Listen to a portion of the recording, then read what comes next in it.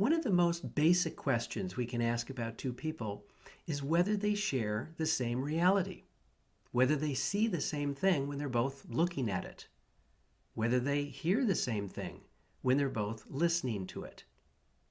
In daily life, we typically assume that other people share our reality, and to a great extent they do. But not always, and not completely. Our perceptions are powerfully influenced by where our attention happens to be, by context, by past experience, expectations, motivations, and many other factors. In other words, our experience of reality is psychologically constructed.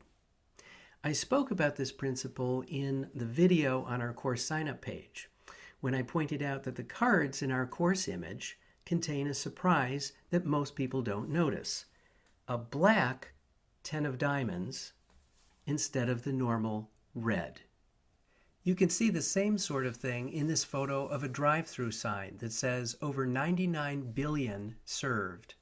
See anything strange? Most people don't see anything wrong with this photo until it's pointed out that the restaurant's name says McDonald's rather than McDonald's. When we look at restaurant signs, we don't usually spell check them any more than we need to check the color of playing cards. Or take a look at this photo. Most people see this image as showing an ordinary handshake and leave it at that. Why? We don't usually need to count the number of fingers in a handshake. We often see what we expect to see and don't see what we don't expect to see. But perception isn't just a matter of expectations, it's also a matter of motivations. That is, we often see what we want to see and don't see what we don't want to see. This dynamic was illustrated in a classic 1954 study of two American football rivals, Princeton and Dartmouth. After an especially rough football game with lots of penalties, the researchers asked students at each school to watch the very same film of the game and record each rule violation that they saw. The results? Princeton students saw Dartmouth break the rules over twice as often as Dartmouth students did. That is, they saw a different reality. According to the researchers, it's inaccurate and misleading to say that different people have different attitudes concerning the same thing, for the thing simply is not the same for different people, whether the thing is a football game, a presidential candidate, communism, or spinach. That's a colorful way of putting it, but again, we come back to the psychological construction of reality. The idea that our perceptions are affected by what we expect to see, by what we want to see, by what we're paying attention to, and so forth.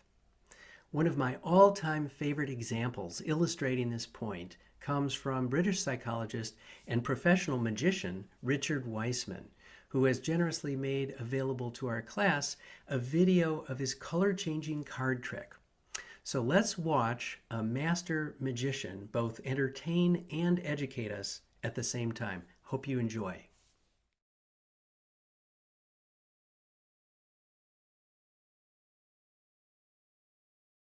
Hi, I'm Richard, this is Sarah, and we're going to perform the amazing colour-changing card trick with this blue-backed deck of cards. Now the idea is very simple. I'm just going to spread the cards in front of Sarah and ask her to push any card towards the camera. Right, okay, let's see. I'm going to go for this card here. Okay. Now Sarah could have selected any card at all from the deck, but she selected the card which is now face down on the table. And what I'm going to ask her to do is show us which card she selected. Right, so the card that I chose was in fact the 3 of diamonds. The 3 of diamonds, okay, an excellent choice. That card goes back into the deck. Now I'm just going to spread the cards face up on the table, give a little click of the fingers, and you'll see that Sarah's card here has now got a blue back. Not particularly surprising. What's slightly more surprising is all of the other cards have got red backs. And that is the amazing colour-changing card trick.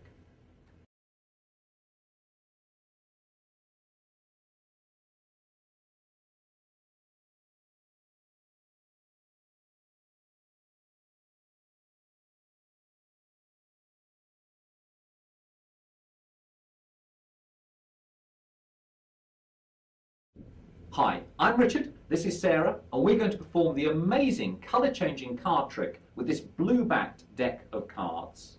Now the idea is very simple. I'm just going to spread the cards in front of Sarah and ask her to push any card towards the camera. Right, okay, let's see. I'm going to go for this card here. Okay.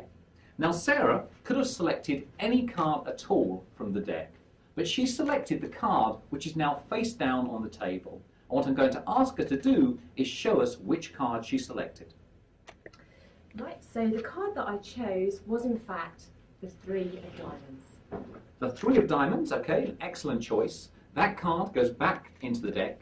Now I'm just going to spread the cards face up on the table, give a little click of the fingers, and you'll see that Sarah's card here has now got a blue back. Not particularly surprising. What's slightly more surprising is all of the other cards have got red backs. And that is the amazing colour-changing card trick. Isn't that terrific? The color-changing card trick is an example of what psychologists call change blindness. In this case, it was blindness to changes in color made while our attention was focused elsewhere. But perceptions can also be influenced even when our attention is focused directly on the item of interest. Here's an example that I created specifically for this class. This is just a black and white field with a tree and a fence. Not very interesting or colorful, so I'll add an apple to the tree. Well, that's a little large. There, that's better.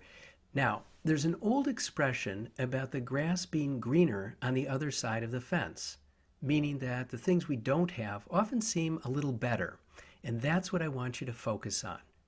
I'm going to cover up the grass on the other side of the fence with a nice bright color, and I want you to keep your eyes focused on the apple and your thoughts focused on turning the grass green.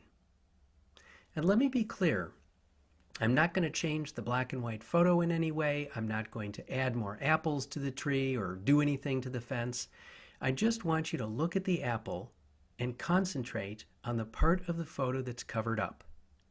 In a few seconds, I'll remove the cover, and when I do, please continue looking at the apple in the tree, and you should see something interesting. Ready? Here we go. And again, please continue looking at the apple even after I've removed the cover. 1, 2, 3.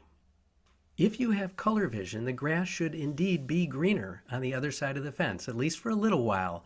If you look away from the apple for a few seconds, the effect will start to fade, and you'll see that the photo is just the same one that I showed you at first.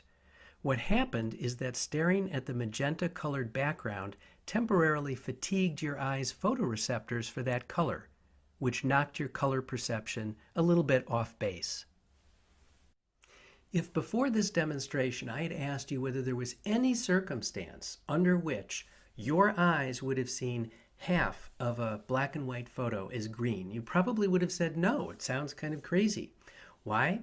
Because we generally regard photographic images as generating fixed perceptions. We don't think of our visual perceptions as a combination of something out there with what's going on in our visual system at the time of perception. But in fact, that's exactly what vision is. And it's not just a matter of color.